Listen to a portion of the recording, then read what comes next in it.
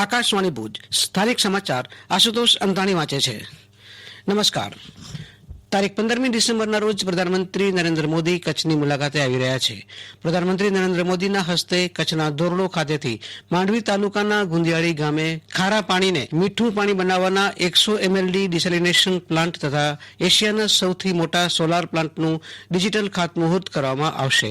આ પ્રસંગે રાજ્યમંત્રી વાસણભાઈ આહિરે પ્રધાનમંત્રી નરેન્દ્ર મોદી અને રાજ્યના મુખ્યમંત્રી વિજય રૂપાણીને આવકારતા કચ્છ ખાતેના યોજાનારા કાર્યક્રમની રૂપરેખા આપી હતી.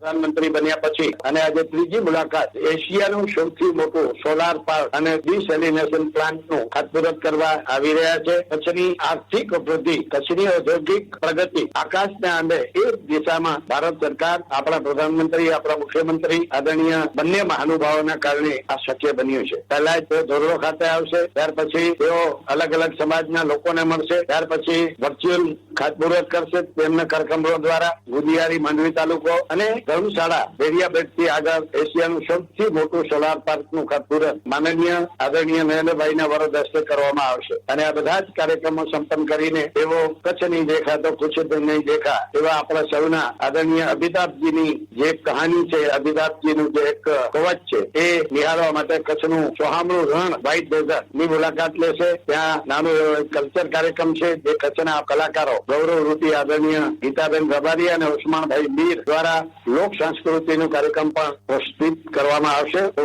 આ બધા જ કાર્યક્રમો પૂર્ણ કરીને આપણા વાલચોયા પ્રધાનમંત્રી આદરણીય નરેન્દ્રભાઈ દિલ્હી સીધા આવશે. ધન્યવાદ. પુનઃ એકવાર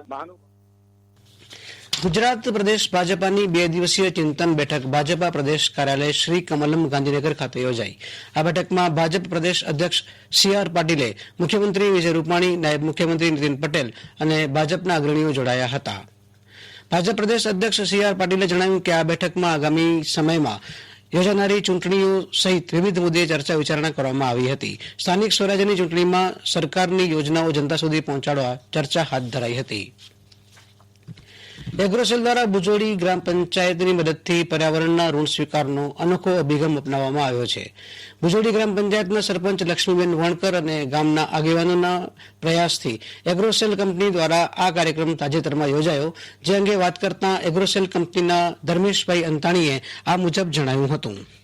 એગ્રોસેલ પ્રાઇવેટ લિમિટેડ કંપની દ્વારા તેમના CSR કાર્યક્રમ એટલે કે સામાજિક દાયિત્વમાં આવતું જે કાર્ય છે એમાં અત્યારે હાલ સોલિડ વેસ્ટ મેનેજમેન્ટ એટલે કે ઘન કચરાનું વ્યવસ્થાપન સારી રીતે કરવામાં આવે અને એમાં પણ પંચાયતો સક્રિય ભાગીદારી નોંધાવે તો એ બંનેના સંયુક્ત પ્રયાસથી આપણે ગામોમાં એટલે કે અત્યારે હાલમાં ભુજોડી અને કુકમાના ગામમાં બહુ સારી રીતે પંચાયત દ્વારા સક્રિય કામગીરી હાથ ધરવામાં આવી છે.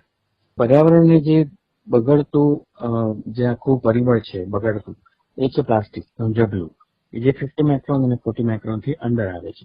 તો એવા જગલા પંચાયતની સાથે રહીને જરૂરિયાત વાળા વ્યક્તિઓ સાથે આપણે એ સાઇટ ઉપર વીણાવડાવીએ એટલે એને એનું અનાજનું જે ભરણ પોષણ એને ઘરના જીવન ધોરણ ચલાવવા માટે અનાજ આપણે એની સામે આપીએ છીએ.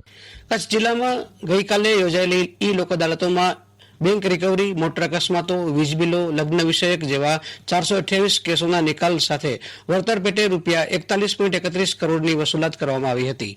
ગુજરાત રાજ્ય કાનૂની સેવા સત્તામંડળ અમદાવાદના માર્ગદર્શન હેઠળ મુખ્ય જિલ્લા ન્યાયાધીશ ID પટેલની રાહબરી હેઠળ જિલ્લાના 10 તાલુકા મથકોએ લોક અદાલતોનું આયોજન કરવામાં આવ્યું હતું.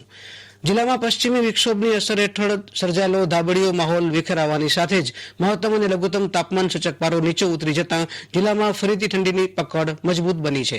ઉપરાંત જિલ્લામાં પવનની વધેલી ગતિએ દિવસ દરમિયાન પણ ઠંડીની તીવ્રતા વધુ તીક્ષ્ણ બનાવી હતી. સરહદી અબડાસા તાલુકાનું મુખ્ય મથક નલિયા સમગ્ર રાજ્યનું શીત મથક બની રહ્યું હતું. જિલ્લામાં મહત્તમ તાપમાન 30 ડિગ્રી સેલ્સિયસ નીચે નોંધાયું હતું તો લઘુત્તમ તાપમાન 15 ડિગ્રી સેલ્સિયસ આસપાસ રહ્યું હતું.